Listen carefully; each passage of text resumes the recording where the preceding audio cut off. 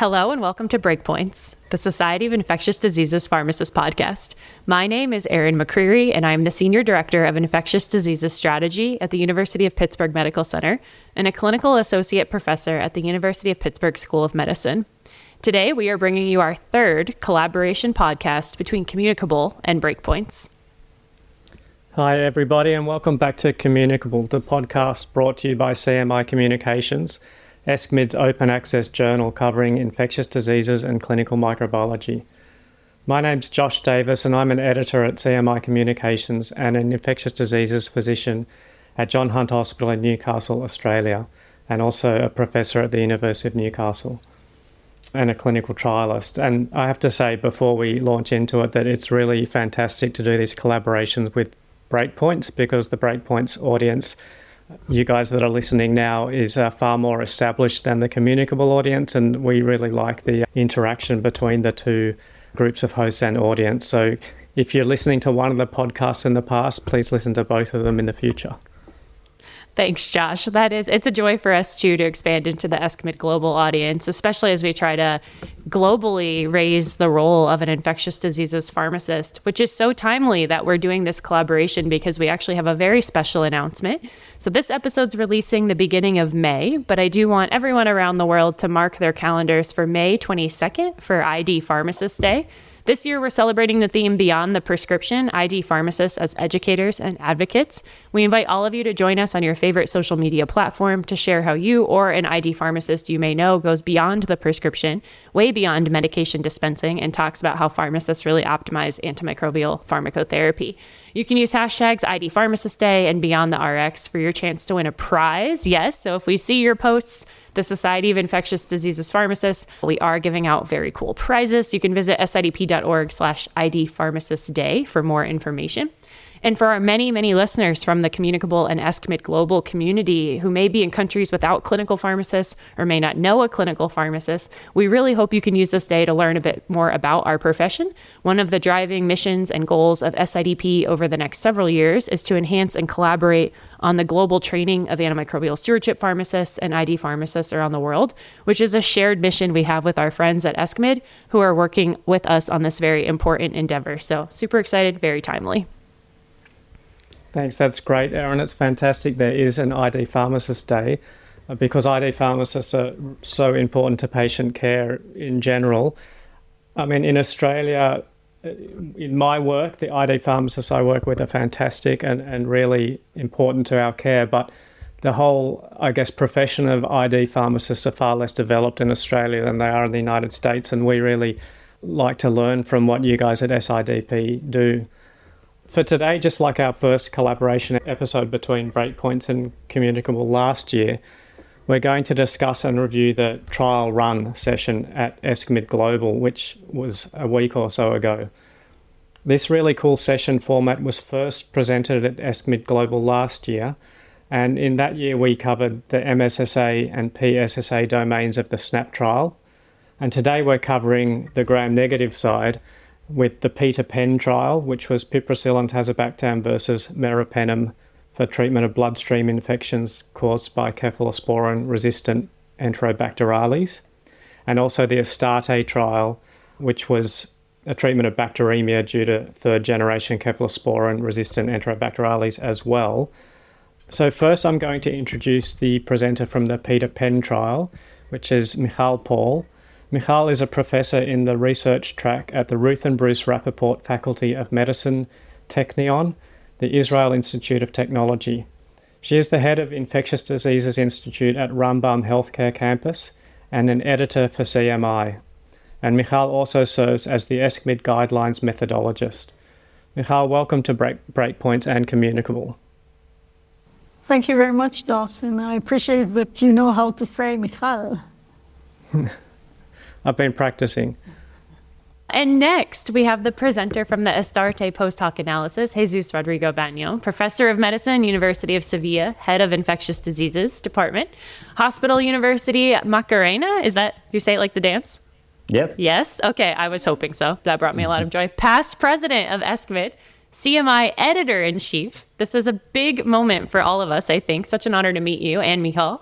But me in particular, I've read dozens and dozens of both of your papers over the years. And so it's super exciting to be able to podcast with you. Welcome to Breakpoints and Communicable. Thank you very much. It's my pleasure to be here. Thank you for the invitation. And you pronounce Spanish names and surnames very well. Oh my gosh, thank you. I practiced as well. Okay, so as our listeners know, we start these episodes with a get to know you question for our guests and also our hosts. So the question we've asked for this episode is, what book have you read recently or you're currently reading that you think is excellent and that you'd recommend? So maybe Erin and I will go after, and I'll ask Mical to answer that one first. Well, I have to confess that when I get home, it's after the hospital and after usually either kickboxing or spinning. And I have to regress when I get home. The time I get to bed with my book, I really need something stupid that doesn't require any concentration. So now I have to confess I'm reading The Hobbit, and then I'll have to read The Lord of the Rings and go back to childhood. They're not stupid. Those are fantastic canonical books. You can just get lost and not think about anything. Yeah, I thought you were going to say you get home and you don't read anything, you have no brain pain. It's impressive that you're reading The Hobbit and Lord of the Rings after kickboxing. And Jesús, how about you? I'm reading now for the third time in my life Don Quixote de la Mancha. It's a classic book that I love. And I recently read a review from a Spanish author about that, so I got very curious to read it again. And despite being a classical book and something that was written in the 17th century, I do recommend it to everybody. It's so funny and it's so full of life and full of real life, I would say. So I do recommend it. Is the Spanish language in Jesús very similar to modern? Is it easy to understand for you? You can understand perfectly, and translations, as far as I know, are also well adapted. So it's very recommendable. Oh, I'll add that one to my list. And Erin, how about you? Well, Mical, I'll make you feel better, because when you started on that, I said, oh, she's going to be just like me, because I science all day, and then I come home and I do totally need to decompress. So I read a lot of like trash romance novels, or less trashy, but still romance novels. So not ashamed to admit it. So I just finished One Golden Summer by Carly Fortune. It's just such light, lovely reading. But the other book, because I feel like I have to say a sciencey book, I also just finished for the second time Everything is Tuberculosis by John Green, which if you have not read it, it is a quick, easy read. It is phenomenal. So John Green is actually a young adult author who became very intrigued by how everything is tuberculosis and the history of tuberculosis care and tuberculosis patients and how it's threaded throughout history and human migration and social norms and fashion even. And it's just really tremendous. And so for a medical audience, it's maybe a level under how we understand tuberculosis, but I think so important to understand how other people understand tuberculosis. And John Green's journey with it is just truly, truly phenomenal. So highly recommend that book to anyone, but especially those of us in the science sphere. Yeah, I've heard others recommend that one too. And my book, probably the best book I read last year, was called Demon Copperhead, by an American author called Barbara Kingsolver. She's a fantastic writer. I've read some other books by her as well, but Demon Copperhead is a kind of reimagining of David Copperfield, the Charles Dickens book, but this time it's set in modern day in rural Virginia among the opiate epidemic. And she just really gets inside the mind of the main character, who's a boy and then a teenager and adolescent male, just incredibly well.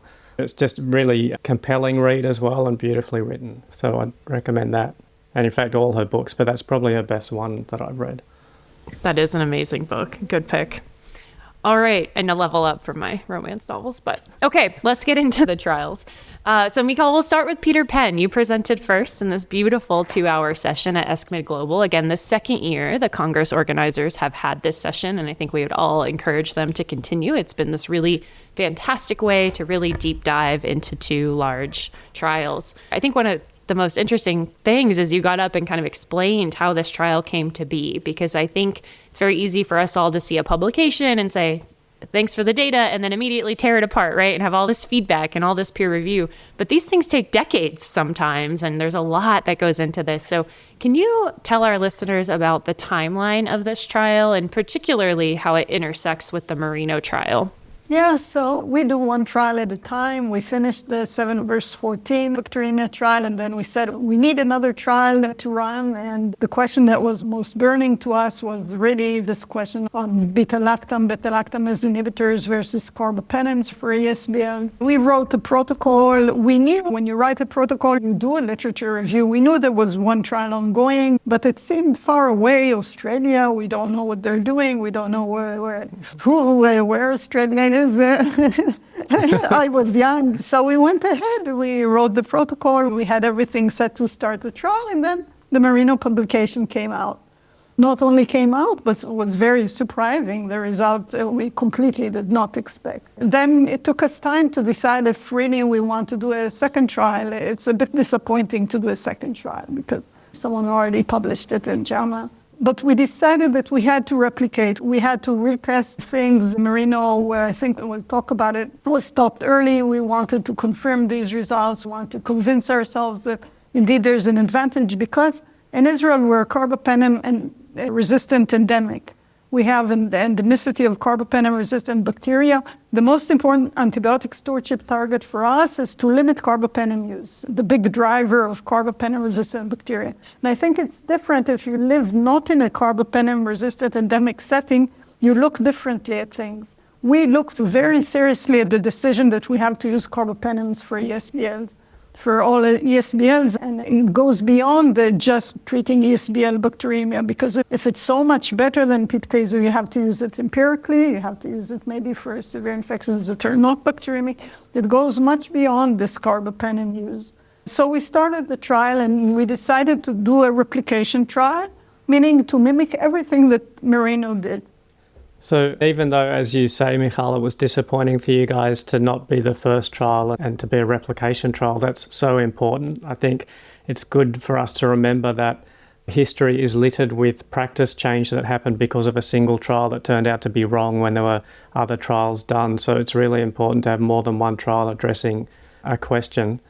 So with the Peter Penn trial, Mical, can you describe to us the trial setting, the eligibility criteria, and what the primary outcome was?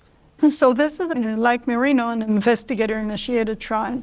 When you do an investigator-initiated trial, you ask yourselves, who is the patient that I'm treating? Who is the patient that needs the treatment? And these are the inclusion criteria. Patients with the bloodstream infections due to the ESBL phenotype.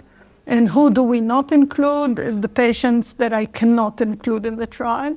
For example, if they're allergic to penicillin, if they need another antibiotic in addition to the antibiotic for the ESBL, then we will have a problem not giving them the other antibiotic. We want a clean trial of piptazo versus meropenem.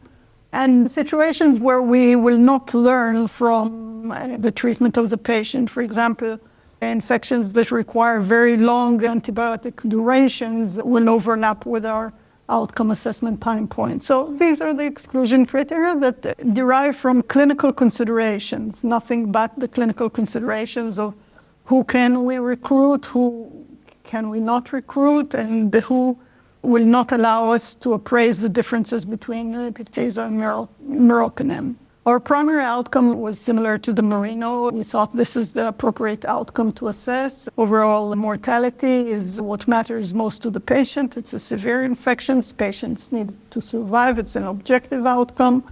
You can debate whether 14 days is the optimal time point after bacteremia, so as not to involve too much background mortality from comorbidities. Or 30 days, the longer you follow the patient, the more patient-relative the outcome is, because patients want to survive not 2 weeks, but to continue living for longer and longer. But 14 days maybe is more infection-specific, and mortality is more related to the infection. But overall, we copied the MERINO and we went to 30-day mortality. And you have a co-primary outcome as well, right? Yeah, we calculated the sample size for death, and we, black in front of our eyes, more than 1,000 patients needed to prove non-inferiority with current mortality rates in bacteremia trials. So we considered that we do not have funding, we don't have a large network of centers to recruit. The likelihood of reaching the target sample size is not huge. We defined a co-primary outcome, two primary outcomes.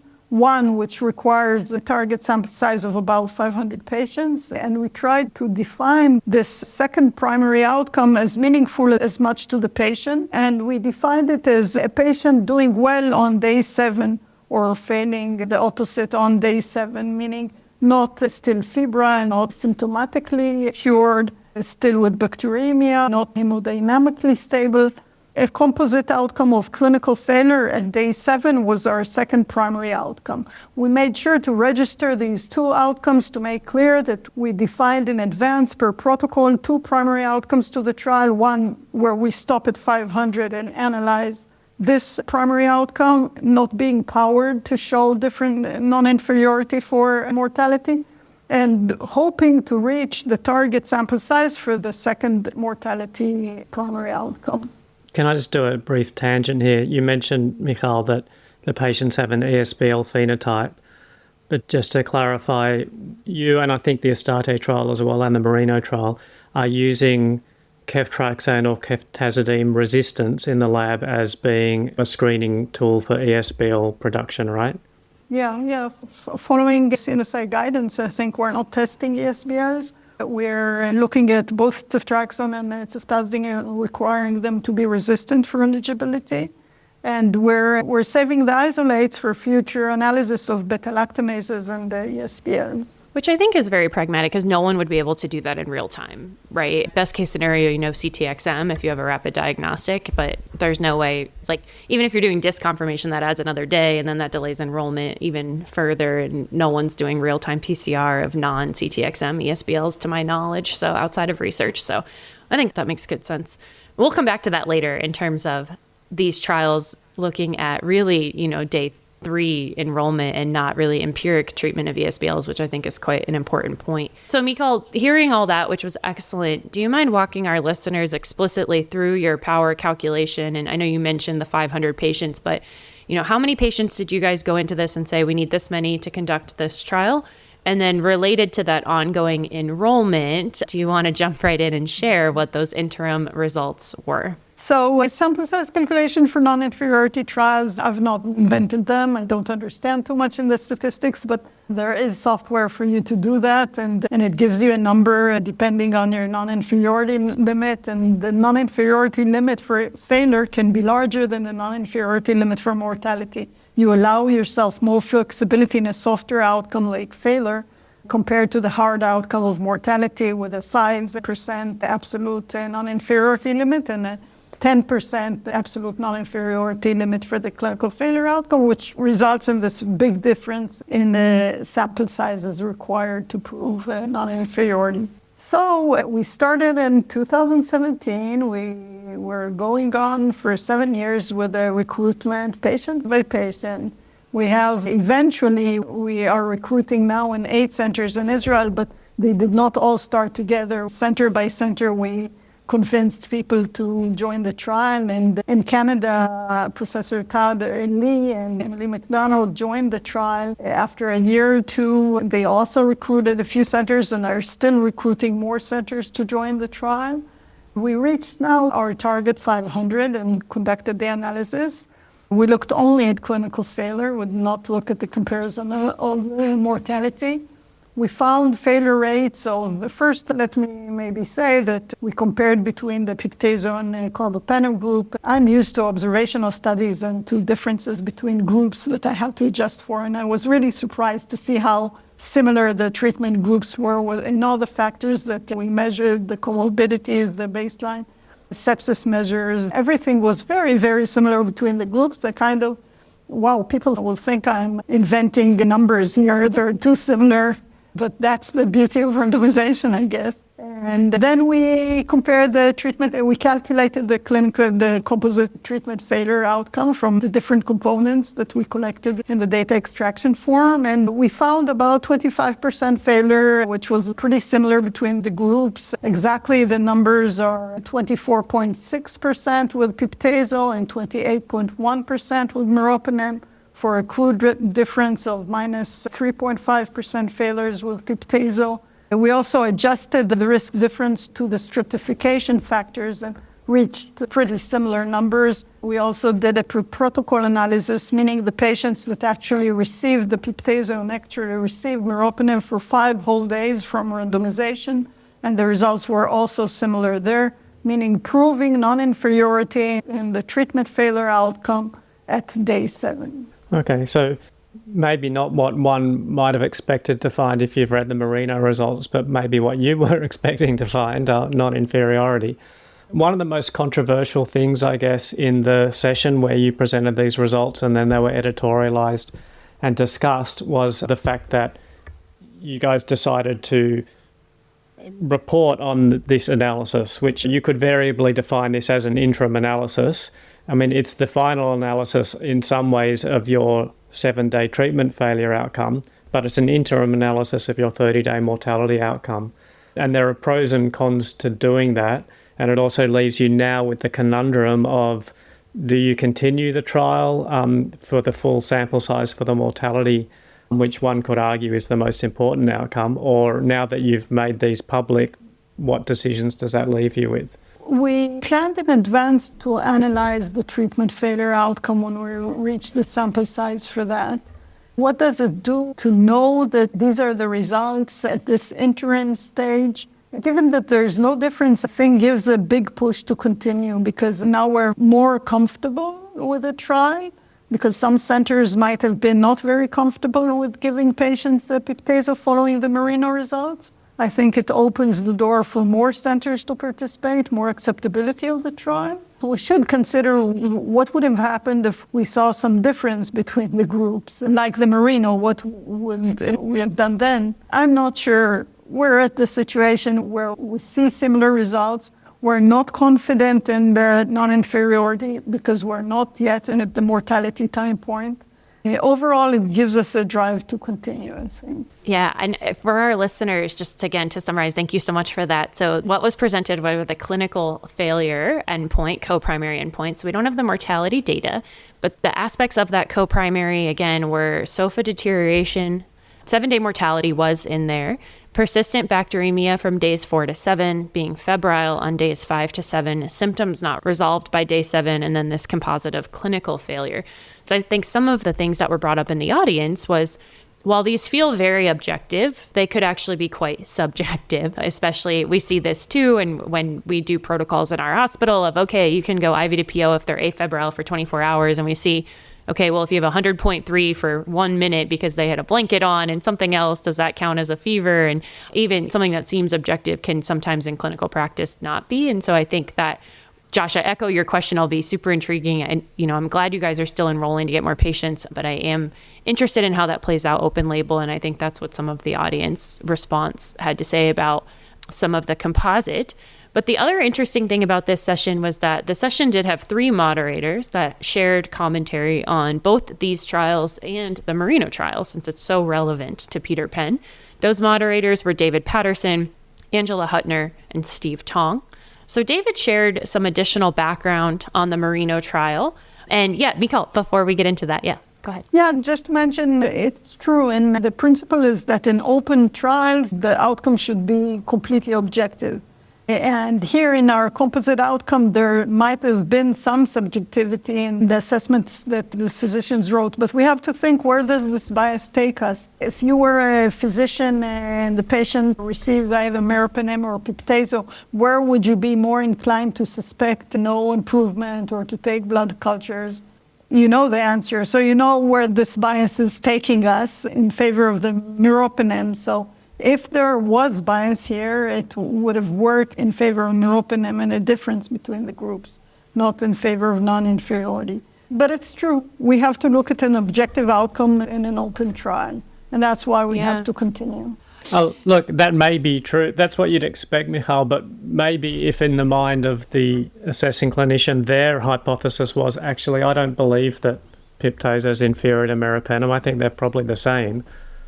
Then it might drive them in the opposite direction, subjectively. Yeah, I agree. I think what you started with is so true. People don't want to use carbapenems. You know, we've worked so hard to push the principles of antimicrobial stewardship potentially too far in that people want to avoid a lot of these antibiotics. And so I agree completely, Josh. I think that's very true to some, but I think others would fiercely want to believe in pip/tazo being just as good, and the bias could swing the other way too, which is, and maybe those people balance out. Maybe we should randomize people to their, whether they prefer pip/tazo or meropenem. But I know across my health system, there are absolutely people who still die on the hill that pip/tazo is fine, don't want to believe the MERINO results, and are very excited about these results. So I think that goes both ways, which is really super interesting. So David shared that background on the MERINO trial. And of course, when the MERINO trial came out, that was not what anyone wanted to hear, right? I think we can all admit that.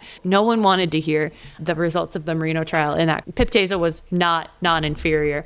And David had a funny quote. He was almost a little sheepish, and he said, "We are antibiotic stewards. We conducted this trial to take good care of our patients. We're not carbapenem freaks," he said. And I think that's fair. I think across the world, people thought like the MERINO trialists had no control over the results. They didn't seek to find what they found. And so we need to be kind when we approach these kinds of respectful dialogues.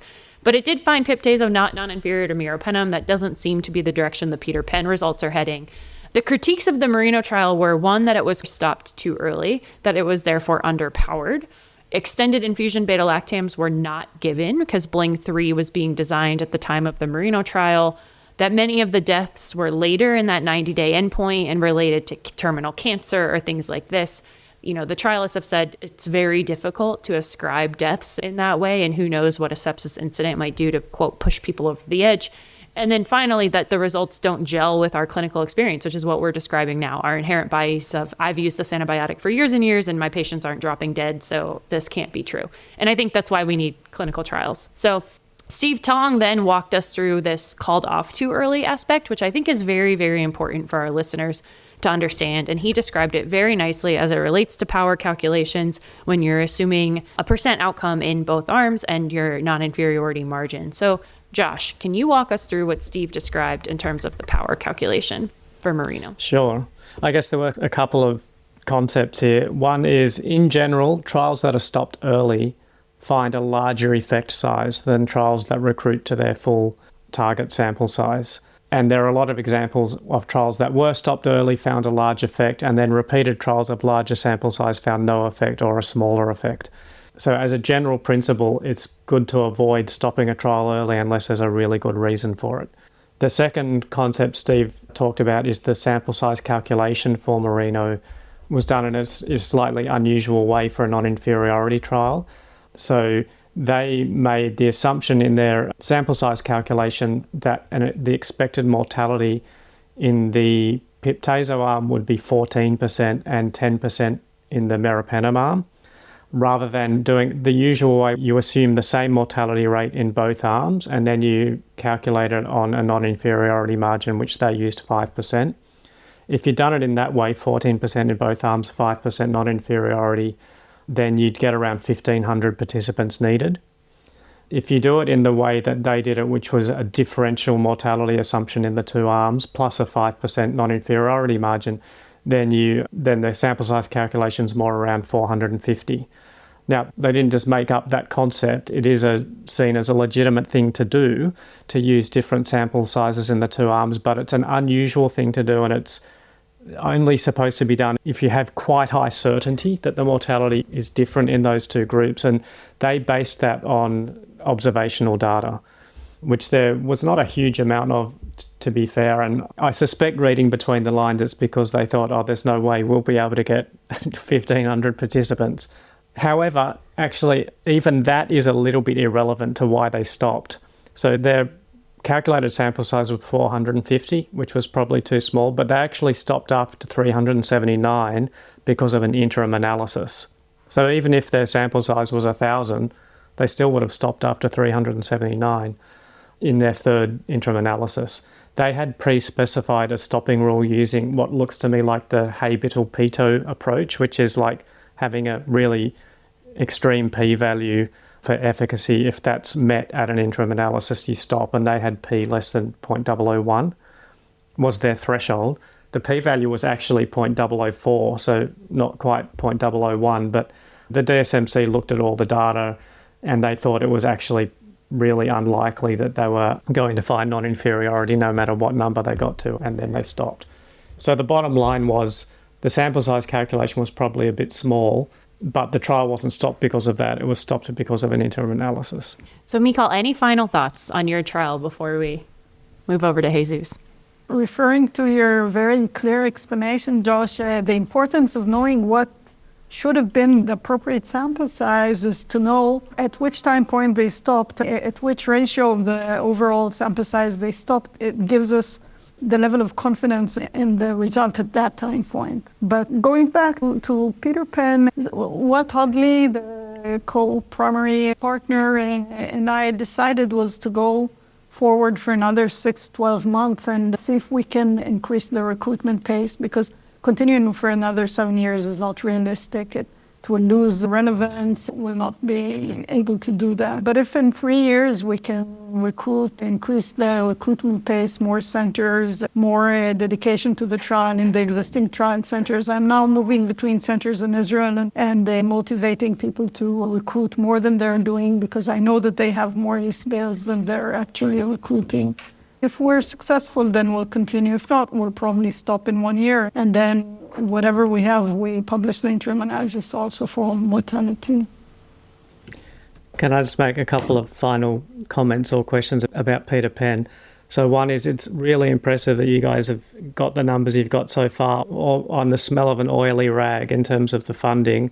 I think you presented at ESCMID, and it will be like one of the cheapest trials per patient that's ever been done. So that's a very impressive effort. And I really hope that you are able to continue recruitment at a rate that's high enough to meet your outcome. And one way of doing that would be for more centres to join, right? So if there's people out there that are interested, and especially if they can get some funding, they should get in touch, right? And my final thing is, this has been bugging me for years. Why didn't you call it Peter Pan? Like as in the book, the fictional character Peter Pan. Yeah, just we said so much piperacillin, tazobactam, meropenem, it turned out to Peter Pan, just saying that. Not that I'm too much affiliated with the book. It's closer to the names of the antibiotics than to the book, yeah. Come to our podcast for the most provocative questions, which is why did you not name it Peter Pan? All right, Jesus, we're coming over to you. So before we get into the ASTARTE trial, I do want to know, what are your thoughts on Peter Pan? What do you think are some of the reasons we may have seen differences in MERINO versus Peter Pan?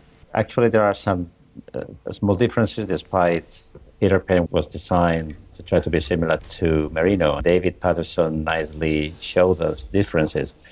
One is the difference that we discussed in primary endpoint that was analyzed in the preliminary analysis of Peter Pan. There was no inclusion of septic shock patient in Peter Pan, but I don't think that make a big difference because the numbers on MERINO was not high for that. Maybe what is relevant, the issue that pip/tazo was administered in 3 hours infusion in Peter Pan. That can make a difference if you have a good number of isolates near the breakpoint, which seems to be the case in MERINO, and probably happens the same Peter Pan, because the MIC distribution for pip/tazo shows us that for ESBL producers that many of them are near the breakpoint. So that could really be relevant here, I think. And something that is tricky is the difference in overall mortality that Mical shows us in the trial, that it's like 3 times higher than what showed in MERINO. And therefore, we would need to go into details about the baseline characteristic of patients in both trials. But some of them are similar, but there may be some subtle differences that could be the reason for that difference in day-to-day mortality that is very intriguing. But apart from that, we'd love to see whether the difference is also in the MICs and OXA1 producing, because you know all the problems with OXA1 producers showing false susceptibility to pip/tazo, whether different AST tests were performed or they were really able to capture real susceptibility to pip/tazo. I think those are relevant aspects to analyze in the future. Cool. All right, let's move on to the ASTARTE trial now.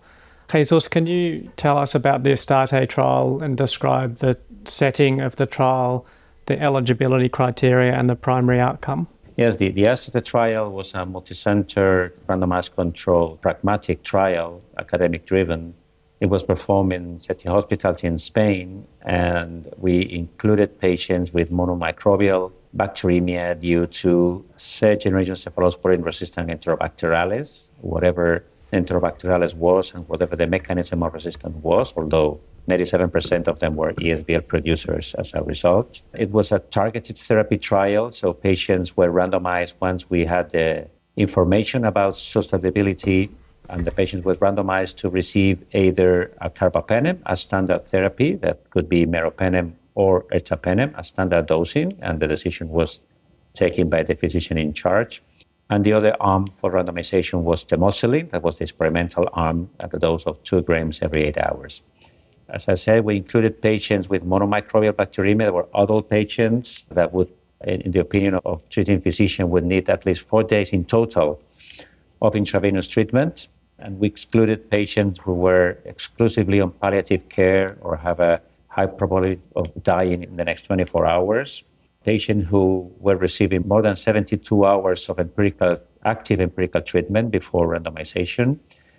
And patients who the elapsed time from susceptibility testing to randomization was higher than 48 hours. So we needed to recruit patients in a time window of 48 hours when the testing was performed. And also we excluded typical infection that would need more than 14 days of treatment, like endocarditis or meningitis or chronic prostatitis, for example. And just about primary endpoint. We decided to use a composite primary endpoint because we wanted to capture as much as possible the effect of the drug. So we included in the composite, it was failure. And failure included all-cause mortality until day 30, included not being cured, a test of cure that was 1 week after the end of treatment, recurrence until day 30 of the infection, and no need to change or stop the study drug because of perceived failure or serious adverse events.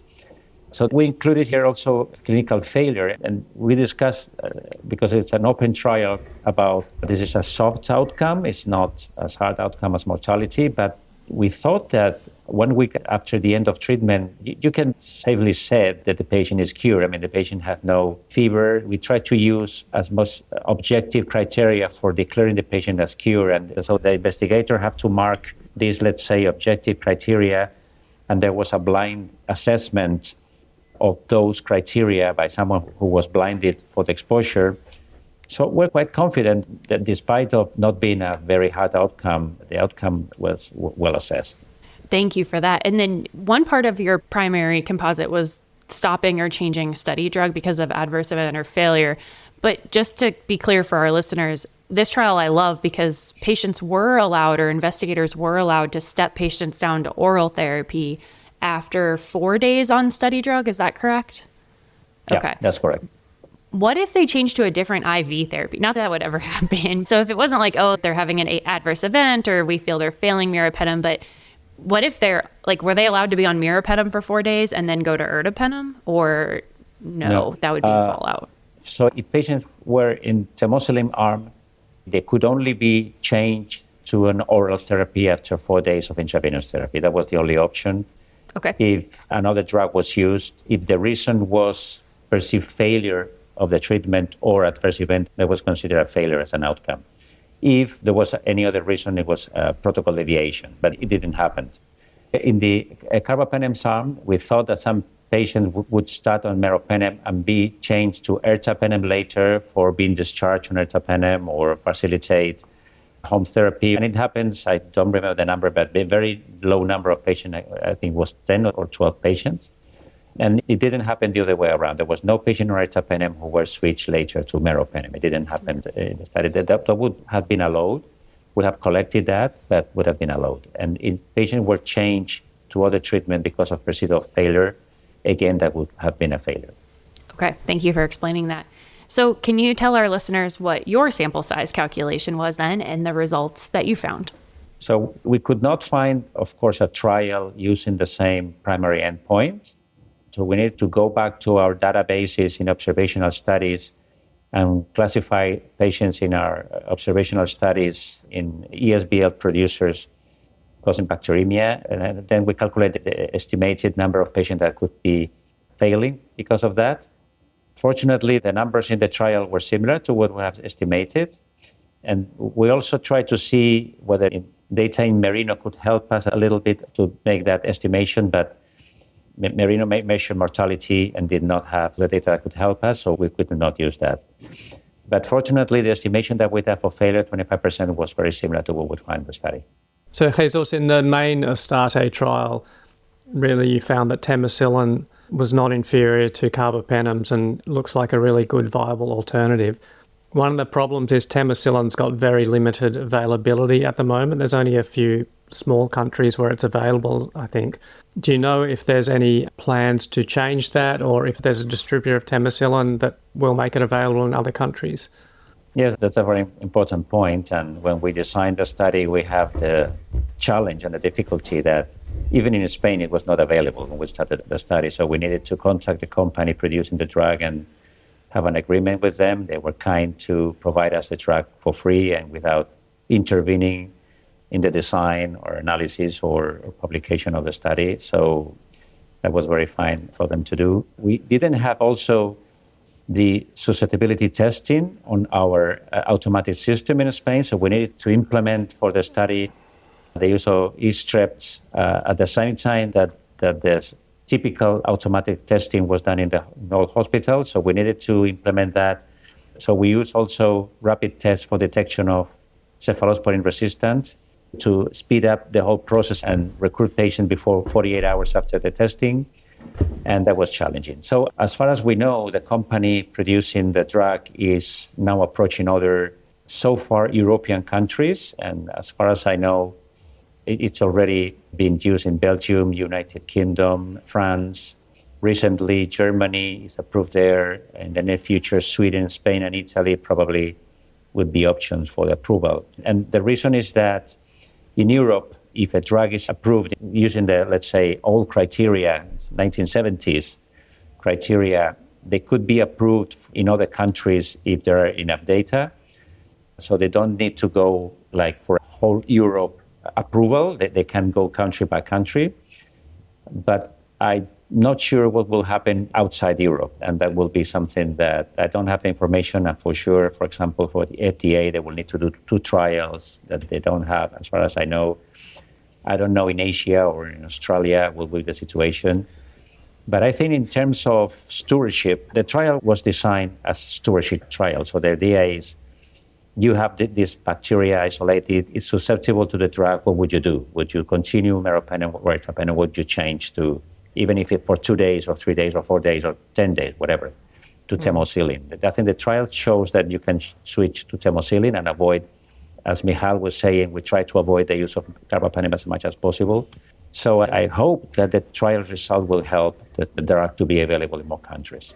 So when I said temocillin's used in small countries, I misspoke a bit there because you named countries there with massive populations, although I must say that in terms of surface area, they're small compared to Australia. So that was the main ASTARTE trial, and what you presented for the first time at ESCMID this year was the post-hoc analysis comparing ertapenem with meropenem. And that was much smaller numbers, right? And akin to an observational study because that was not randomized. What's your interpretation? Do you think, in your mind, ertapenem would be okay to use moving forward in these patients? So we were aware that a potential criticism to the trial was that the standard of care arm would include 2 potential carbapenems, meropenem and ertapenem. And that there were some observational studies suggesting, and a small trial, a very small trial, comparing the 2 for ESBL showing similar results. And there was also some observational studies suggesting that ertapenem might not be that efficacious in patients with septic shock, and the issue is because of dosing and because of PK/PD, patients with septic shock who may be having high creatinine clearance might not have enough concentration of ertapenem for those. The MICs are a bit higher than for meropenem. So because of that potential criticism, we tried to see whether we could compare patients who have been in the standard of care arm and compare ertapenem and meropenem. So one problem here is that we stated in the protocol that patients in septic shock that could be included in the trial, if they were randomized to the carbapenem arm, should not receive ertapenem, but should receive meropenem instead. So that's a key difference. And there were some patients with that. So when we try to compare both groups, meropenem and ertapenem, the features of the patients have some differences. Patients in the ertapenem group were older and some more comorbidities. Patients in the meropenem group were sicker, meaning acute severity of disease because of what I said about potentially having septic shock. We tried to do confounding control by different methods like propensity score, inverse probability of treatment weight, propensity score matching. With all those analyses and trying to be as transparent as possible, we could not find relevant difference as expected. So when we could, let's say, eliminate patients with septic shock in the matching, having patients that were really quite similar, that were not relevant reference. So I think that reinforces our data that never mind which carbapenem you would be using, temocillin would be non-inferior to those.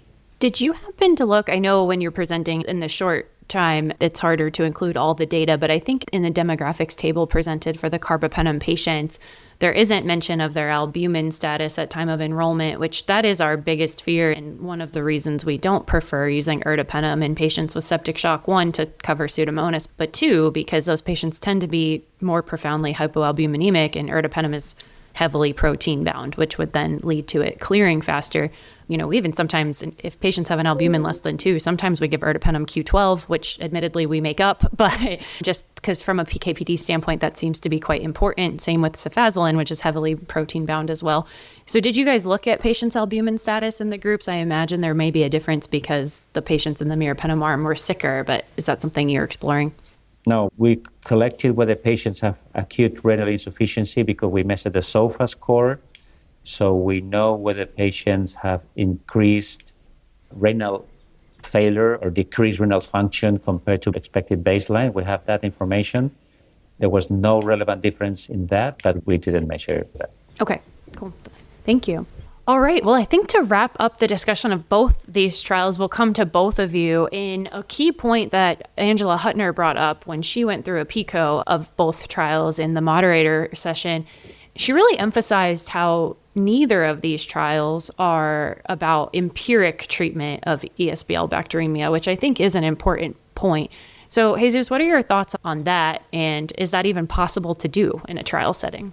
Yes, that's a very important point. I think both trials were aiming targeted therapy and our thought about stewardship way of thinking. But empirical treatment is also a very important point here. And the only issue is that the design have to be completely different.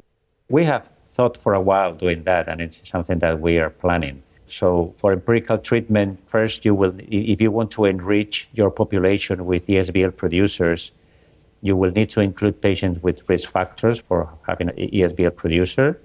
This is something that is typically done clinically. So, for example, in most of our local guidelines or local protocols, we provide to our colleagues in the emergency department with information about risk factors and the way to manage that. So when patients have a severe infection, they could cover that, and when they have not less severe infection, but 1 or 2 risk factors, they should also cover ESBLs.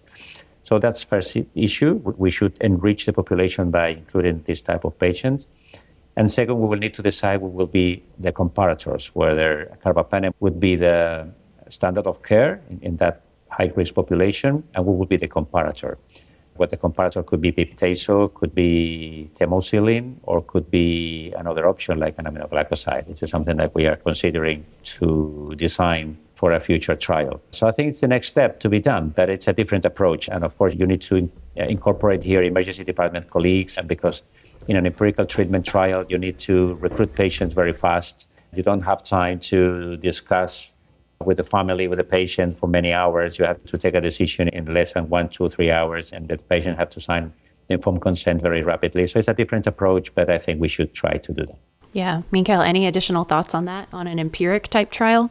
Yeah, I think I'll mainly repeat what Jesús was saying. These were trials asking the question, I've treated the patient empirically, now I'm receiving from the lab a result on a ceftriaxone-resistant enteritis. What do I do now? What do I change the therapy to? from the empirical therapy, which by definition, you don't know what the pathogen is or what the resistance is. Like Jesús said, and maybe I'm jumping to one of your next questions, a very interesting trial for me would be glycoside versus beta-lactam for complicated UTI and pyelonephritis. And we thought about the design of such a trial, and then we said, this is a trial requiring huge resources. We have to have someone standing in the ER, maybe evening shifts also, if not at night, and recruiting the patients as they come into the ER and as the decision to admit them is done even before that, because they receive the first dose of antibiotic very early in the emergency room nowadays.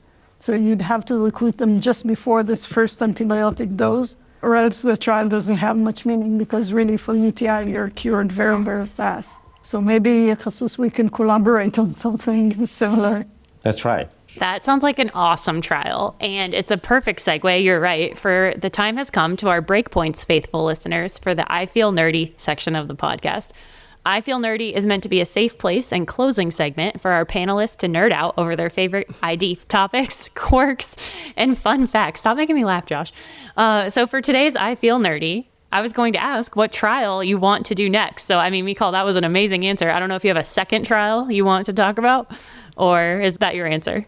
I wanted to talk about two things, another trial and a vision for an intelligent medical system in the future, where clinical effectiveness trials and pragmatic investigator-initiated trials of common treatments that are not a new antibiotic, or they're just comparison between two options that we currently use, that we have on the shelf, that one physician uses this, one physician uses that. The ethics committee will sit and decide whether this trial is worthy, and then we can ask the patients only for permission to collect the data and not for the comparison, because it's a very uncomfortable situation trying to explain the patient, why am I doing a trial on two medications that I can give him in any case and according to my decision without a new therapy?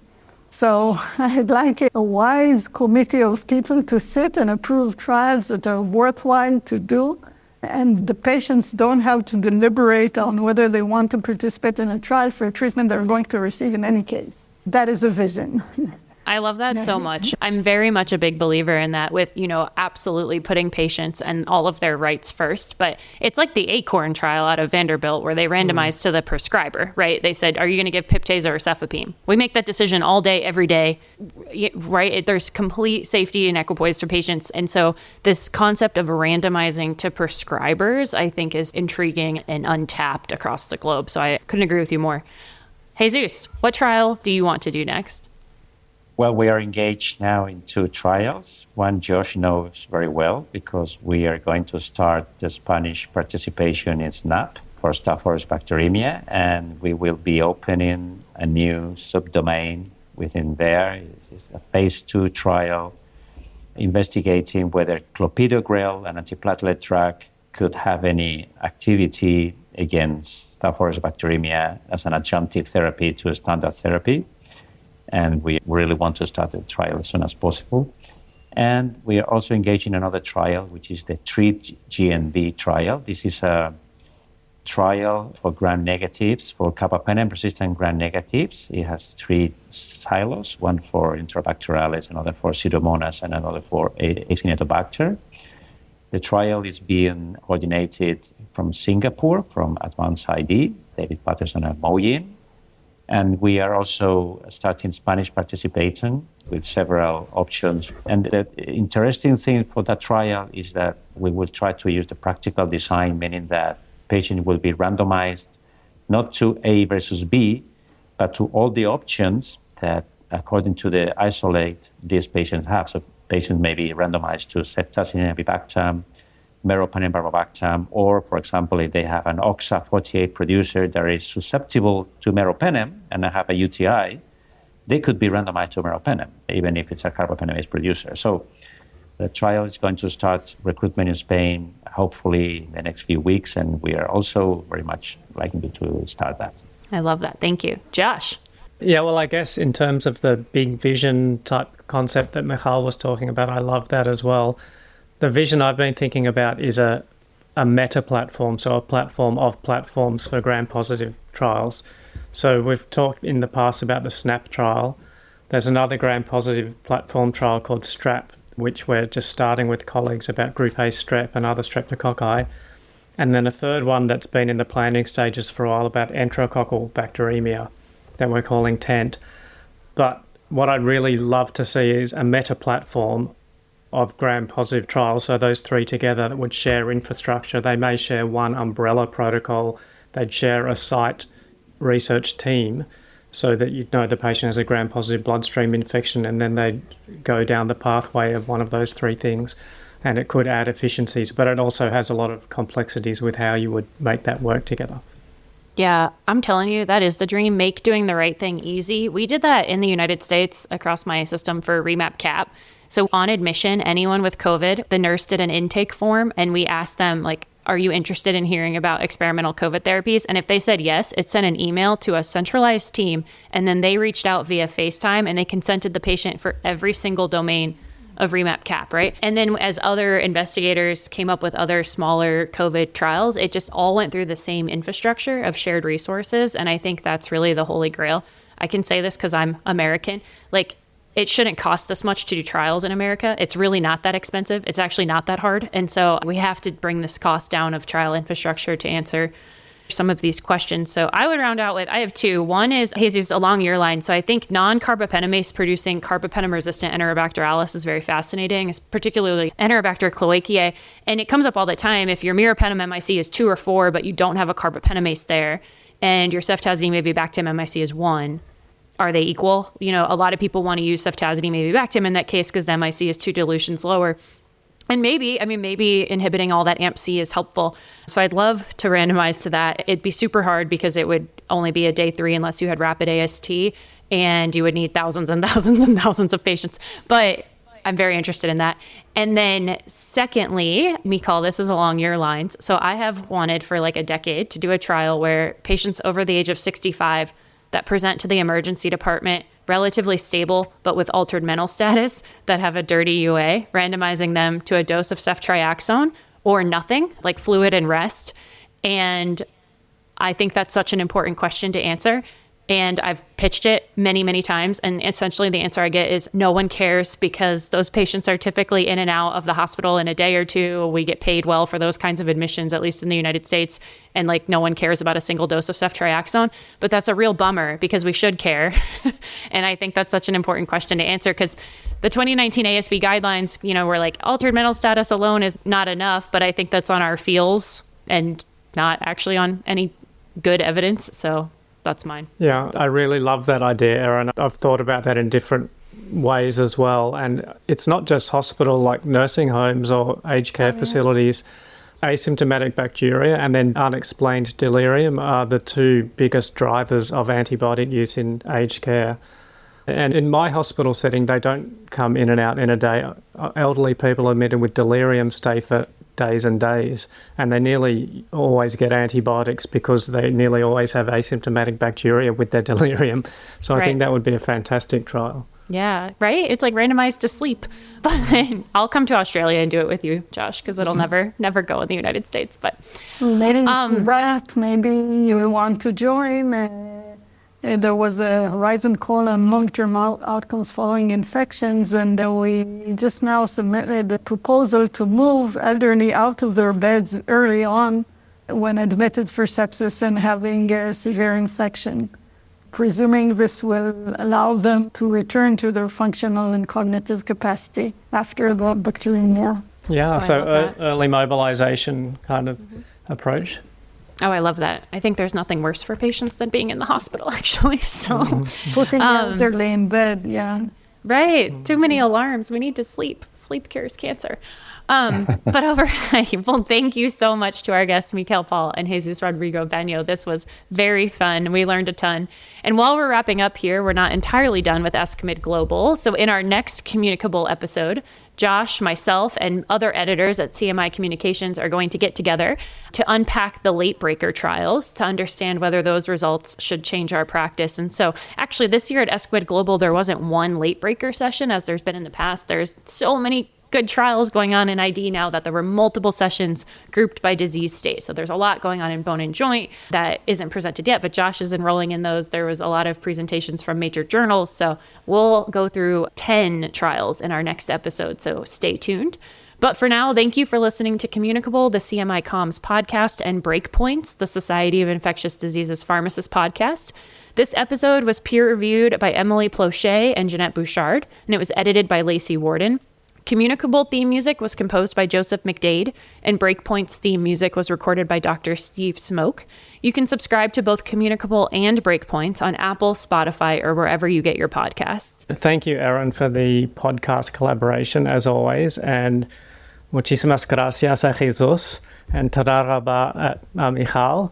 And thank you to all our listeners for listening and helping CMI Comms and ESCMID move the conversation in ID and clinical microbiology further along, and also to helping SIDP achieve the vision of safe and effective antimicrobials for now and in the future.